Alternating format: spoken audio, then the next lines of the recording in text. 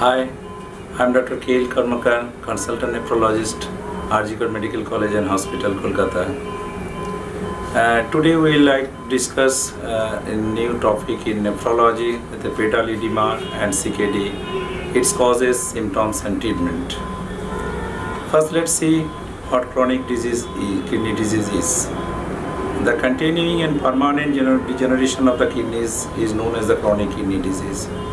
The kidneys are a vital organ in human body, as we all know, and they serve a variety of purposes, including maintaining the body's mineral and electrolyte balance, assisting in production of red blood cells, maintaining the acid-base balance of the blood, or exciting water-soluble waste. Kidneys that have been damaged lose all this capacity to execute, and that produces a complication.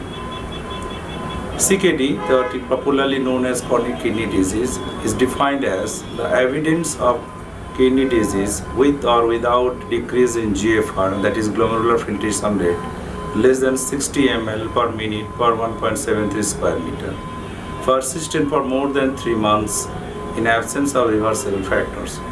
Evidence of chronic kidney disease is primarily defined by increase in urine protein beyond 30 mg per day. The Kidney Disease Outcome Quality Initiative, that is popularly known as KDOQI, or the National Kidney Foundation, that is NKF, established this definition and classification of chronic kidney disease in 2002. CKD is classified based on the cause, GFR category, and the albuminuria that it belongs. Depending upon this variety, depending on the glomerular filtration rate, CKD is classified into different categories like G1, G2, G3, G4 and G5. G3 is subdivided into G3A and G3B. Depending on the GFR, the G1 belongs to if the GFR is greater than equal 90 ml per minute. G2 is the 60 to 89 ml per minute, and G3B is 59 to 45 ml per minute.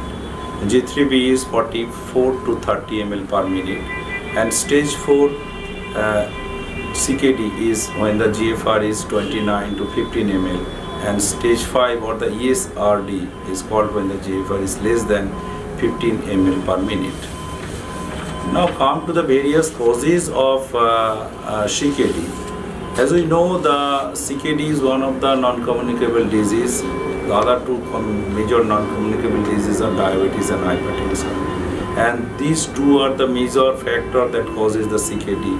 And India being the house of these major two non-communicable diseases, the number of the CKD patients are rising gradually and steadily. The causes and risk factor of the CKD, that is not a single disease factor. It is a syndrome that has many causes. Several general factors contribute to the high prevalence of CKD, are high prevalence of low birth weight, hypovitaminosis in the childhood, maternal malnutrition and infection in the pregnancy by producing congenital low nephron number and smaller kidney volume that are important factor that causes the CKD. Among the common causes of CKDs are the diabetes mellitus, which contribute 35 to 40% of the CKD population in our present state. The second most important factor is the hypertension, which contribute 15% of the all CKD patients as of now. Other causes are like chronic glomerular diseases, tubulointerstitial diseases, including the renal stones and vesicular reflux diseases, cystic diseases of the kidneys, CKD of some unknown causes, and other miscellaneous causes that contribute to the CKD of its own. I am not going to details describe all the causes of the CKD, but there are some common features of CKD which present at different stages of the CKD. Since the kidneys are compensate for lost function, signs and symptoms may not appear until permanent damage has occurred. Some of the commonly observed CKD symptoms, depending on the severity, are the swelling of the feet and ankle and facial edema. Sometimes the edema appear in around both eyes, that is called the facial puffiness, and these may be the early and important sign that something is going wrong in the kidneys. Apart from these, there are some other common features like nausea and vomiting, which is mainly present in the early part of the day in the initially, but it can be present at any point of the time. Lack of appetite, that means the patient don't feel good to take food. Sleep problem, that is nocturnal sleep problem, that is seen in the various stages of CKD, mostly in the advanced stages. Problem during the urination, that means sometimes it is polyuria in the night time or nocturia, that causes the problem, and decrease in the urine the other part of the day. Altered mental status, like diminished mental sharpness, that is an important factor, particularly in children, that causes the poor performance in the school in the child. Muscular cramps, another important factor. High blood pressure. Blood pressure, as we know, it is an important cause of the CKD, and once the CKD progresses, it itself causes the rising of the blood pressure and causing the problem. And last but not least, the shortness of breath. Once the volume is goes on accumulating, it goes on accumulating not only to the dependent part or around the face, it goes on accumulating the other parts like the lungs, that causes the shortness of the breath, effort intolerance, and heart failure. When these symptoms appear, that patient require urgent attention, even hospitalization, and sometimes we need the dialysis. As we looked at the signs and symptoms of CKD, one of the major symptoms is pedal edema or swelling of the feet. Early in the stage, it appears in around the ankle of the both ankle, and depending upon the severity, is gradually grow on increasing in the other parts of the body. Eventually, it involves the whole part of the body. Pedal edema, which is the first and most important that is found in the chronic kidney disease, and some other kidney glomerular disease like the nephrotic syndrome, and that gradually build up the fluid in the body and lower legs and feet also. Edema of the foot can be caused by the two different mechanisms, can happen in continuously or in separately. So let us see how the pedal edema linked in the chronic kidney disease. Edema form in the patient with chronic kidney disease for two reasons. Either it is due to the heavy loss of the protein, which is the common cause of the nephrotic syndrome. The nephrotic syndrome can be of various reasons, but nephrotic syndrome of idiopathic, that is mostly found in the children, that causes the facial puffiness and massive loss of the protein, that causes facial puffiness and subsequently involve the other parts of the body. And CKD, that progressively impaired kidney function, that causes the loss of the fluid removal by the kidneys, that causes accumulation and eventually develop the edema. The nephrotic syndrome is defined as a significant loss of protein in the urine along with the edema.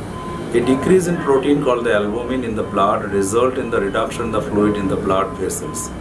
The kidneys that detect a decrease in the blood volume and attempt to retain the salt. As a result, fluid collect in the tissues resulting in the edema.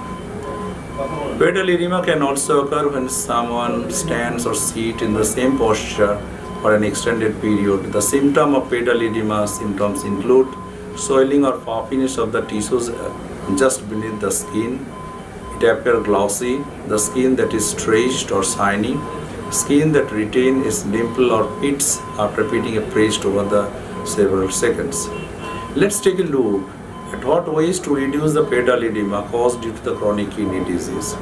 The most important thing to any treatment of the disease or its symptoms, we have to find out the basic reason for the problem of the kidneys, whether it is nephrotic syndrome or the edema, it is due to the chronic kidney disease.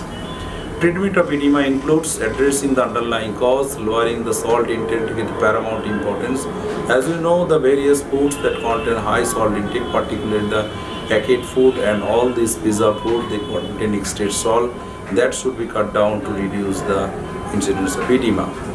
And in many cases, using a diuretic to eliminate the excess fluid, it's helpful. It may also be beneficial to use compressive stocking and elevate the legs for some times.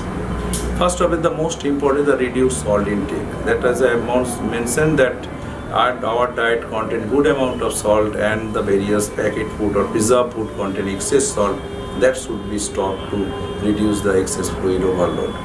Edema can be exacerbated by sodium, which is present in table salt and processed food. Reduced salt consumption can help in minimizing edema, especially if you are in a diuretic.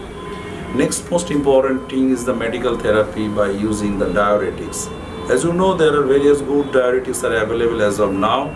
They are good to reduce the edema that is caused by the some kidney disease, either nephrotic syndrome or by the chronic kidney disease. Diuretics are drugs that induce the kidneys to eliminate more water and salt, hence reducing edema, because eliminating too much fluid too rapidly can drop blood pressure. It causes lightheadedness or fainting and damage kidney function. Thus, diuretic must be administered with caution. So we should not be overzealous to use the overdose of the diuretic that causes the problem, even the acute kidney injury. After using a diuretic, you may need to empty your bladder more frequently. As of now, the more urine is producing, you have to go to more toilet visit. However, when diuretic are used at the prescribed dose, other adverse effects are infrequent. But whenever we are using the diuretic, one thing that we should keep in mind that the age of the patient and the condition of the patient, diuretic is not the only therapy for all the kidney problem. It is an additional therapy that can be used to the diuretics. Next important step is the compression stockings. Though it is not directly help the disease, but to somehow it alleviate the symptoms of the edema caused by the chronic kidney disease. Compression stockings can be used to both prevent and treat leg edema. Although the good measuring and fitting of the stockings can limit the risk of discomfort, certain stockings can cause the skin irritation also. That should be kept in mind. If you use in a prolonged time, effective compression stocking exert most pressure on the ankle and progressively decreases the pressure on the leg. The next important step is the body positioning. As we know, the fluid accumulated mostly in the depending part of the leg. So if we keep our leg in sometimes up for a considerable period for around 30 minutes, 3 to 4 times a day, that can help with the elevating the leg, that can reduces the fluid of the leg and return back to the heart. And additionally, elevating one's leg multiple times a day may not be feasible, and it is not practically feasible to all the patients who are working particularly in the out of home. Lastly, in the management of the edema in the CKD, it is not always possible to prevent the CKD. Controlling diseases like high blood pressure and the diabetes is most and paramount important. They should be addressed first. On the other hand, can benefit by using the diuretic. If you are not at a high risk of the CKD, you should get regular testing, early detection of the CKD that can help to detect any kidney impairment, can aid to slow the progression of the disease. Limiting salt intake, choosing food and low potassium and healthy lifestyle with good physical activity can help with reducing fatal anemia caused by the chronic kidney disease.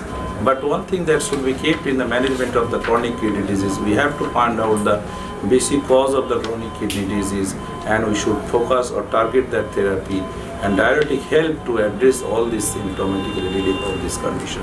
Thank you.